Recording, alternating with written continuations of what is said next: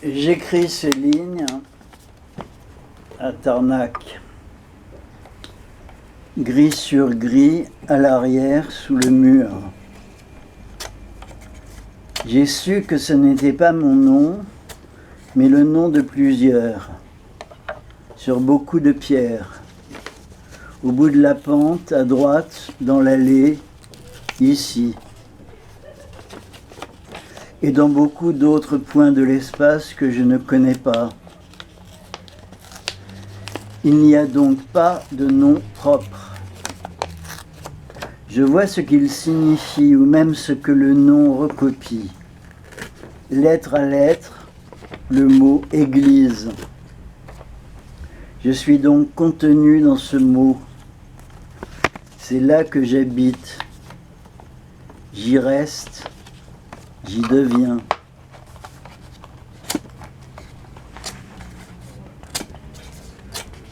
Partir de la lisière du bois, suivre cet ancien lit de ruisseau à peine visible, passer sous les basses branches des aulnes, marcher sur la grande voie d'herbe verte qui coule entre les feuilles, fouler les orties et les valérianes.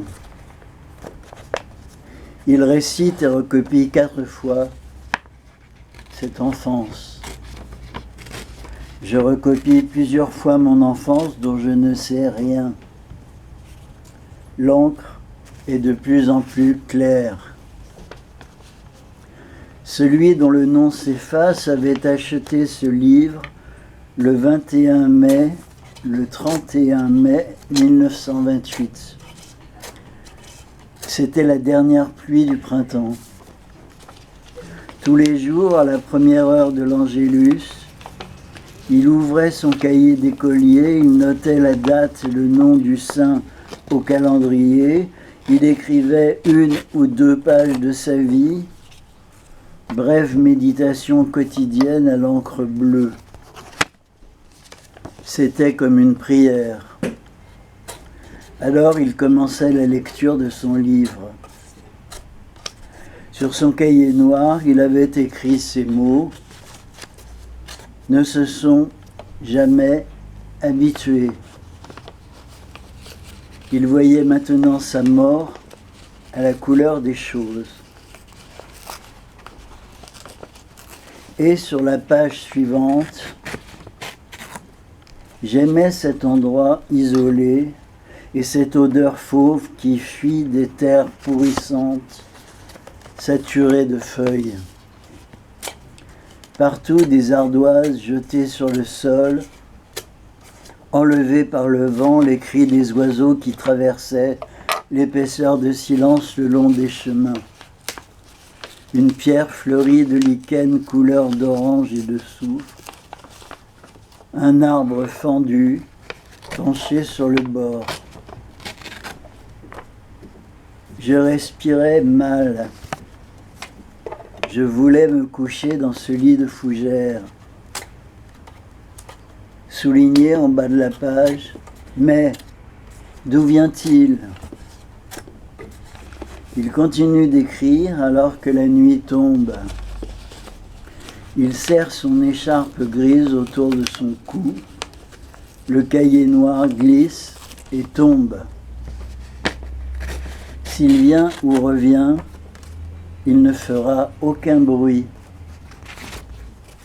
Il attend qu'il revienne, qu'il monte comme lui l'escalier de pierre, qu'il longe le couloir jusqu'à la porte vitrée et qu'il entre dans sa chambre aux rideaux moisis ou dans sa cellule, tout en suspension dans la poussière du mur du soir. Il viendra sans que je le sache. Il est inutile de chercher à me rencontrer. C'est la biographie de personne. Au fond de son œil, un reste de lait. Il ne voit plus rien, la nuit est tombée. Lèvres sèches, il attend. Cette image fixée devant lui. Au matin, au soir, au matin, les chairs qui tournent, les ongles bleus, et cloués sur un arbre, la blondeur fraîche du bois et la branche transversale tirée, la courbe bandée de l'arc, le corps ponctué de points de sang, une cosse de châtaigne ou vitreuse, ses mains, la poitrine un sac, une bombe, et les lèvres bavent. Je crois me souvenir que le corps était d'un bois très brun ou d'un rouge foncé et qu'il était courbé comme un arc. Il venait de cette chambre, il la signifiait tout entière. Il viendra sans que je le sache. Un jour au champ des rameaux, il n'est là que pour ça, il est entré dans ce lit de fougères. À plus tard est ce qu'il dit. Il répète ces 3 mots plusieurs fois. Il ouvre la porte du pré, à gauche du chemin, et se dirige vers la haie au bas de la pente. Il a quitté le sentier de pierre, celui qui menait aux gentianes. Il voit maintenant sa mort à la couleur des choses. Il a 7 ans. Il a pris le chemin des fleurs de poison dans le trou de lumière un peu plus haut après le bois. C'est là que se trouve le pré, au commencement du chemin à gauche. Depuis la grille, il aperçoit la haie de ronces au bas de la pente. Il ne sait plus où il est.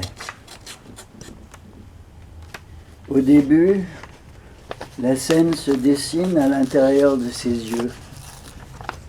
Au fond du pré, devant la haie de ronces, il ne voit encore ni la forêt, ni les premiers arbres du bois.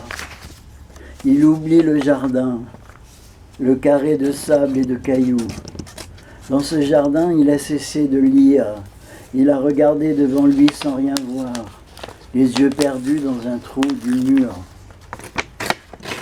Il s'est assis pour entendre le vent, le voir passer au-dessus de lui et battre son visage. Il confond le pré et le jardin. Il est comme dans cette chambre aux rideaux moisis, le rouge épais des rideaux. Il touche le sol.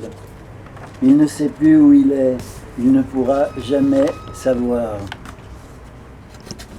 La caméra suit le mouvement du corps dans la chute. Sur l'écran, les contours sont cernés à l'encre et 2 figures montrées de profil avec des animaux et des oiseaux dans le style appelé fil de soie flottant ou dans le style de l'encre brisée.